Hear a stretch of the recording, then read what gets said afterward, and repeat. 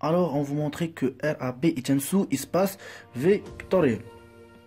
C'est-à-dire montrer qu'il est non vide, c'est-à-dire contient au moins un élément. Soit f de x, égale 0. Pour bien voir les choses, soit f de x égale 0. Soit f de x égale 0, quel que soit x appartient à b. Donc, l'intégrale entre a et b de f de x d de x égale 0, égale l'inf de somme d'arbre supérieur de f égale le sup de somme d'arbre inférieur. Pourquoi égale ça? Parce que c'est quoi l'inf par définition? C'est quoi le sup par définition? Le sup par définition, c'est quoi ça? Ça c'est l'inf. C'est quoi l'inf par définition? L'inf égale quoi? Ça, parce qu'on a d f, c'est l'inf égale l'inf de quoi? De la somme d'arbre supérieur de f relative à la subdivision sigma. Et la somme d'arbre supérieur de f relative à la subdivision sigma égale quoi? La somme d'arbre de f, la somme d'arbre supérieur de f relative à la subdivision sigma égale la somme de i allant de 1 jusqu'à 1 de xi moins xi moins 1 fois quoi? Fois sup de f de x sur l'intervalle xi moins 1 xi. Et puisque f de x égale 0, alors le sup égale 0, alors ça égale 0.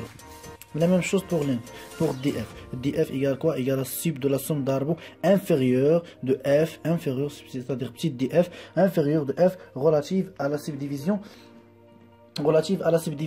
sigma. Donc la somme d'arbre inférieure de f relative à la subdivision sigma, c'est la même chose, égale la somme, mais au lieu de trouver le sup, on a quoi? On a l'inf. Et l'inf de f de x, puisque f de x égale 0, alors l'inf égale 0. Égale 0, 0 multiplié par tout, c'est 0. Alors ça égale 0, donc df, donc ça égale 0, après que df égale 0. C'est pour ça j'ai fait AB, l'intégrale entre AB de x égale 0, 0, df. Donc nous avons montré que f appartient, nous sommes des fonctions intégrales sur l'intervalle AB.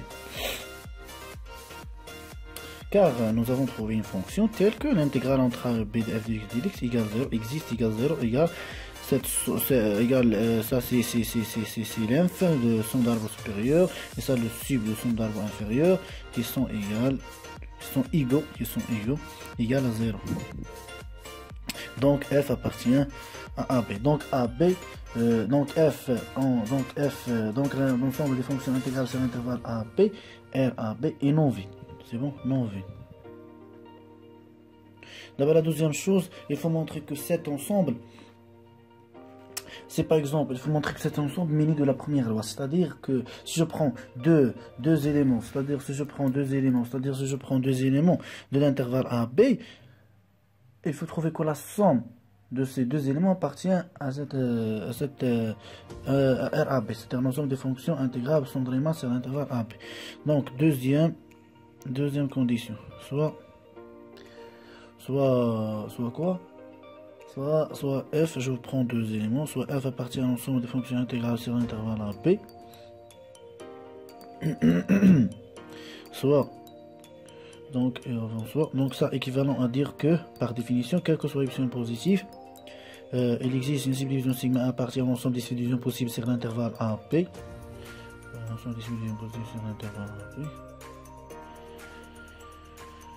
tel que la somme d'arbre supérieur de f relative à la subdivision sigma moins la somme d'arbre inférieure de f relative à la subdivision sigma inférieure ou égale à epsilon.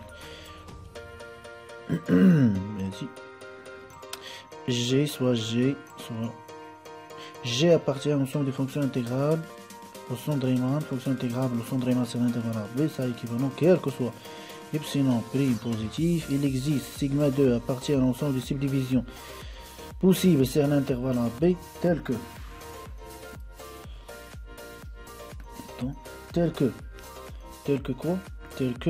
la somme d'arbre supérieure de G relative à la subdivision sigma 2 moins la somme, il faut écrire ici sigma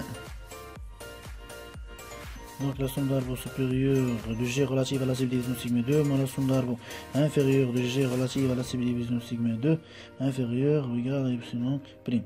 Donc on prend epsilon égale, on prend epsilon prime égale epsilon. Ceci implique que la somme d'arbres supérieure de G relative à la subdivision sigma 2 moins la somme d'arbres inférieure de G relative à la subdivision sigma 2 inférieure ou égale à epsilon. Je vais garder, je vais noter ça 2, encadrer ça. Et je vais encadrer la première, il est où? Il est ici. Si vous remarquez, ici on a sigma 1 et ici on a sigma 2. Donc, je vais prendre la subdivision la plus fine. Donc, on prend la subdivision la plus fine sigma égale à sigma 1 et non sigma 2. Seulement pour éliminer sigma 1 et sigma 2. Donc, la somme d'arbres inférieure de f relative à la subdivision sigma 1 inférieure ou égale la somme d'arbres inférieure de f relative à la subdivision sigma. Et la somme d'arbres inférieure de g relative à la subdivision sigma 2 inférieure ou égale la somme d'arbres inférieure de g relative à la subdivision sigma. Et la somme d'arbres supérieure de f relative à la subdivision sigma supérieure ou égale la somme d'arbres supérieure de f relative à la subdivision sigma. Et la somme d'arbres supérieure de g relative à la subdivision sigma 2 supérieure ou égale la somme d'arbres supérieure de g relative à la subdivision sigma. Alors 1 devient, c'est quoi 1? A, c'est 1 devient donc la somme d'arbres supérieure de f relative à la subdivision sigma 1 inférieure ou égale à epsilon plus la somme d'arbres inférieure de f relative à la subdivision sigma 1. Et cette expression, la somme d'arbres supérieure de f relative à la subdivision sigma 1, nous avons montré que cette expression supérieure ou égale à la somme d'arbres inférieure de t. Oui, on est supérieur, j'ai trompé ici, supérieur, donc il est supérieur ou égal, à la somme d'arbres supérieure de f relative à la subdivision sigma. Donc ça supérieur ou égal, donc supérieur ou égal, je vais écrire comme ça, très petit. Donc la somme d'arbres de f relative supérieure de f relative à la subdivision sigma inférieure ou égal à la somme d'arbres supérieur de f relative à la subdivision sigma 1 inférieur ou égal epsilon plus cette quantité, la somme d'arbres inférieure de f relative à la subdivision sigma 1 inférieure ou égal la somme d'arbres inférieure de f relative à la subdivision sigma. Donc tout ça inférieur ou égal somme d'arbres relative à la subdivision sigma.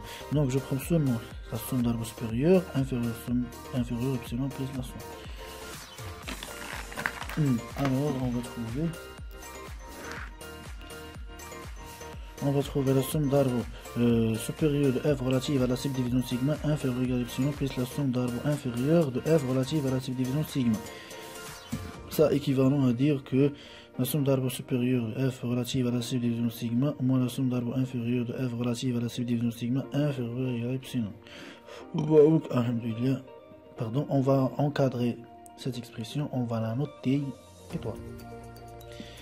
La même chose pour 2. 2 devient